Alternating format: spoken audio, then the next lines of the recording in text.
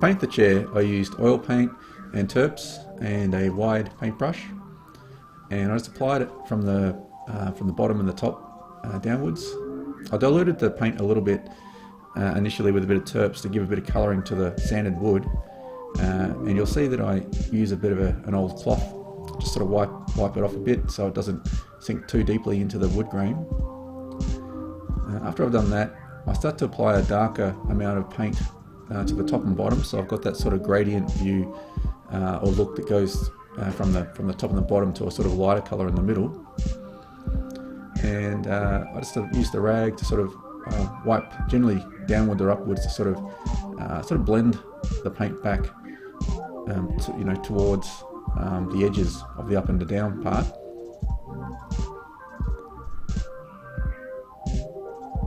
What I'm also going to do is, you'll see a little bit later in the video, is apply a bit of the paint to some of the dark, heavier carved out parts that I've done, so it leaves a bit of a darker sort of depth, almost like a shadow line to the carving.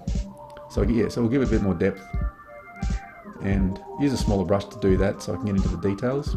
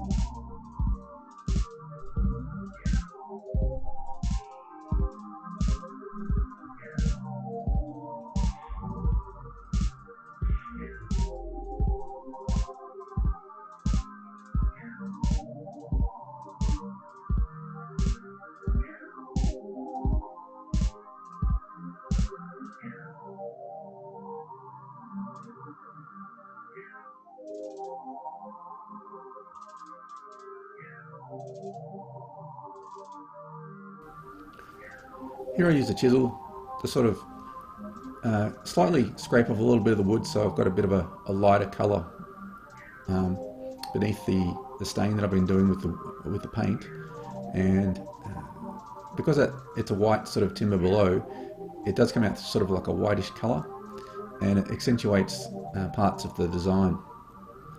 I use the difference between a curved gouge, and also at the moment I'm using a V-gouge just to do some little lines on the edges. And as you can see, it sort of comes out pretty well with the white. You got to be careful too initially applying any of the terps and the paint too strongly on the wood, otherwise it will soak in quite deep, and you'd have to cut in pretty deep with the chisel to get that white part to come through, as the terps will dilute the whiteness of the wood. Another alternative you can do, which I don't show in this video, is you can use some white paint, maybe some gouache or something like that, or even again some white oil paint, just to give a little bit of highlights. It depends on the sort of look you're going for. Here again I'm just adding a bit more depth using the brown paint again. and I will blend that, just sort of working in layers a bit at a time, so I can get a nice smooth transition from a really dark to sort of light across the chair.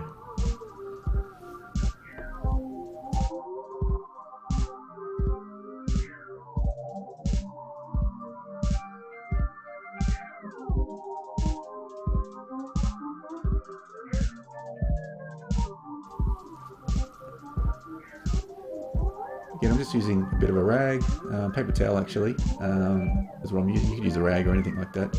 And I'm just sort of blending the wood and the paint back again. Now I'm using a little bit of sandpaper. And I'm just using that to, over the white parts that I sort of did with the carving of the chisel. So it sort of makes it a little bit brighter around the center part of that part of the design.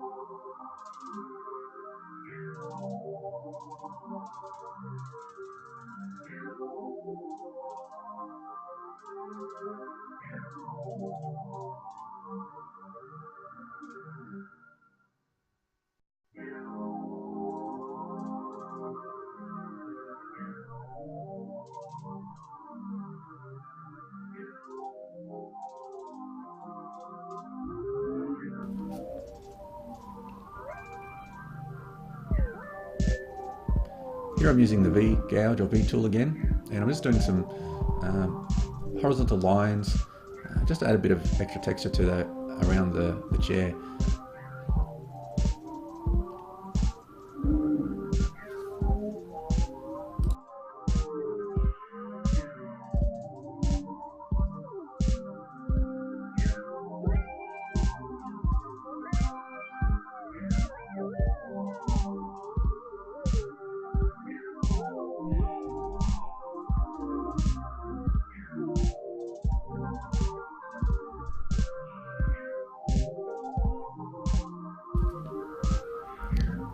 Here I'm applying a different sort of paint.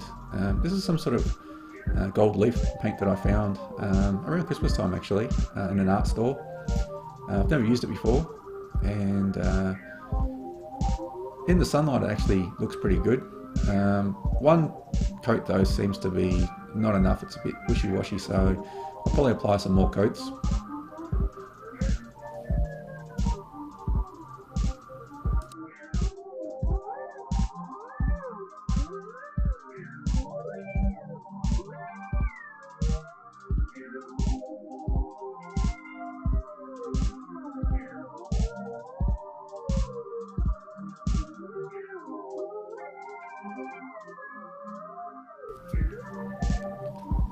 Here I'm just putting a triangular type design along the bottom part of that excuse me, gold leaf part that I've just done. So I'm just using the chisel to sort of press an impression into the wood.